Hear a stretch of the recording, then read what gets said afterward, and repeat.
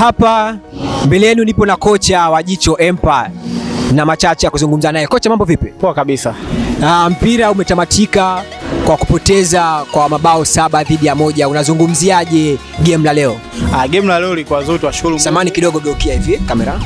Game la leo ilikuwa nzuri, tunashukuru Mungu. Tumecheza vizuri, vijana wamejitahidi kupambana, lakini uwezo na nguvu ndio ambao imetushinda sisi hapa. Ni wapi unapoona timu yako ilishindwa kukaa sahihi, yani sawa katika mchezo wa leo? Timu yangu ilishindwa kukaa sahihi kwenye nguvu, physical battle.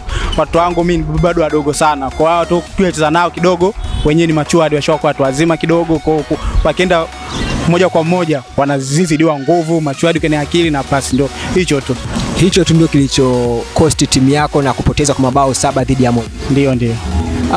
Na vipi, umejipangaje kwa mechi zijazo?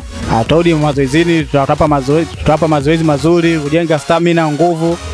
Inshallah mechi zijazo tutafanya vizuri. Basi sawa, nashukuru kwa ushirikiano wako. Asante sana. Nikutakie jioni njema. Nawe pia.